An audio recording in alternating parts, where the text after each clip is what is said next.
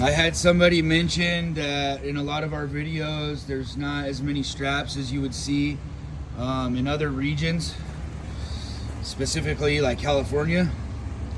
But the thing is in California, the frequency and the magnitude of the earthquakes there, which is what these are seismic straps. If there's an earthquake, it keeps your house from shifting off of that foundation, and it's also your lateral connection, right? High wind situation keeps it from pulling away. But that's what those are for. They're called seismic straps. And in other places where there's going to be gnarly hurricanes or tornadoes or fat earthquakes, then of course you're going to see way more straps. I've even seen people build where under their mud sill here they pre-put 16 gauge strapping, cut like 3 feet, and they'll nail it to the bottom of their mud sill, and then after they build their house they roll all those straps up onto the studs, every single stud on the house. I've seen that. Here in the Pacific Northwest, it's not really a thing to do all that. We never really have had problems. And again, these projects that we're doing, these are pre-engineered projects, and we just build them to print, man. If the engineers or whatever, the architects, if they have a problem with anything that's going on, it's their problem. Because again, I build it to print, and I have to build it to print because that's how I save my own neck from my responsibility. Because nobody can ever point their finger at me as long as I built it specifically to print. Now, in some situations, I do go above and beyond. I add extra straps to stuff. Like the corners of these walls, it's getting a piece of strapping, which is coil strap, which is right here.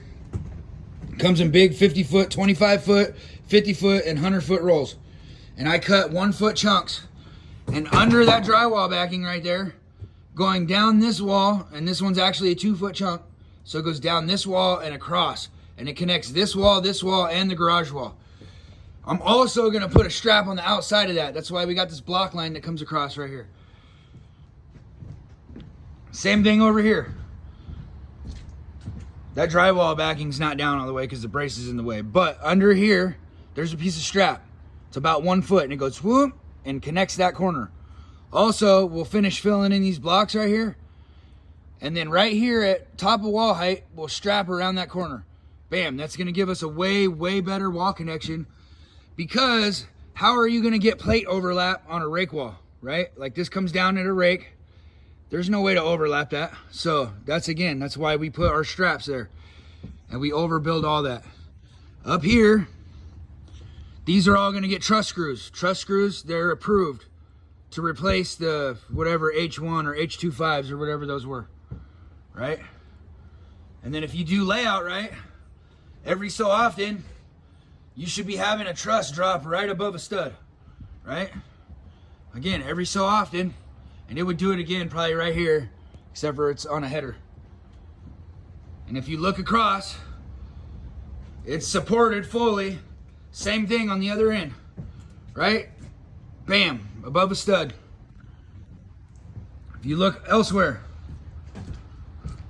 it's above a stud. If I follow that truss all the way over, it should be, unless we messed up layout, which it could happen. It lands above a header, right? But that's why I frame the way I frame, the way that I pull my layout, so that everywhere a truss on this side lands above a stud, if you follow that across, it's gonna also land on a stud. That helps evenly distribute the roof load.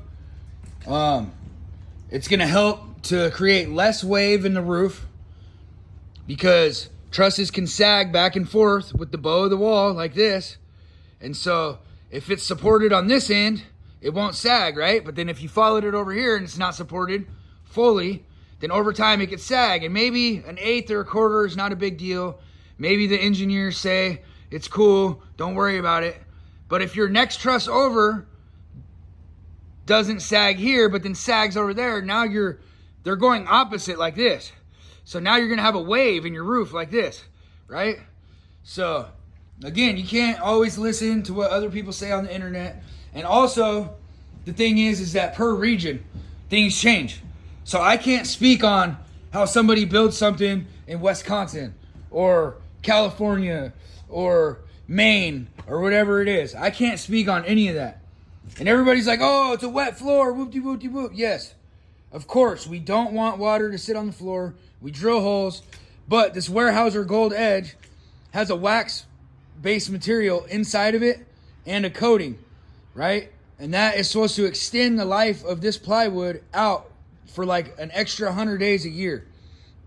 So our job is to hurry up and get this roof on. Once this roof goes on, then they can come and dry it in, and then this will be all taken care of. Nothing's bouncy, right? I'm jumping on it. I weigh 200 pounds. There's nothing sagging. It's not sloppy, right? The main thing is, if you notice right here, I have a gap in the sheet, and this gap was actually a little bit bigger because I knew we were going to be in the rain. I knew it was going to sit. And if you don't gap these sheets at the corners, it's going to cause a bow in your floor. It's also going to cause fat ridges at every seam, right? And those ridges are going to have to be addressed later because somebody has to come through behind us and do flooring. So if you look, every sheet has a gap in it. And again, these gaps were bigger, right? They were way, way bigger. They moved together with the swelling of the wood a little bit. But again, right there, you can see the gap visibly in the video. Same thing right here. Always gap your plywood sheets, especially if you're building somewhere like the Pacific Northwest. Because we're not going to stop building because of the rain, right? It rains a large portion of the year. We probably only have 3 months of the year that's like really, really dry. The rest of the year is crap. And we just got to make it happen because people still need their homes. So, again, you can't always listen to what everybody else has going on. Every house that we've done in the past 5 years has been completely fine. This builder has been building because we do a lot of subcontract work for another builder. And I don't talk about them that much because at the end of the day, we're building our business and our brand, not trying to ride their coattails. That being said, Lexar is super duper good people. I don't shout them out very often, but this is a shout out to Lexar because they trusted us starting out as a new business almost 5 years ago. And we've been killing projects for them since. So, again, these aren't our designs. We only build them to print. We only use the products that are provided for us. And you can't always judge wherever you're from to wherever I'm from. Because again, these processes and some of the materials are different. The way they're installed are a little bit different. Like some people put their sheets horizontally, right? But I would never do that. And I've never seen it done in Washington, so I don't know why they do it. But I've seen pictures or I've seen videos from the East Coast where they do that. They run them horizontally. To me, it seems like that would make more work because now I would need to run a block line for edge of sheeting. The only time here we have to run a block line is if your wall is taller than 10 feet, then every 10 feet there needs to be a block line, right? And obviously, this is even taller than the 9-foot sheets that we were provided.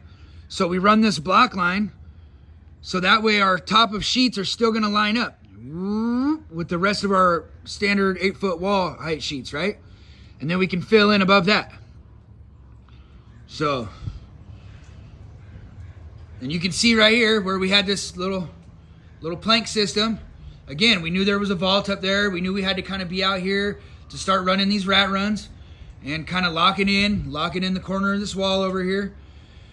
And for us, this is the safest way to do it because again, if one of these trusses were to fall for whatever reason it was, the tip of this would hit here. If we didn't have this here running down the middle, then it could go even further, right? Then it could whack somebody in the head on the way down, you know, or it could knock you off the wall or whatever it is. So these are just things to think about. These are just considerations.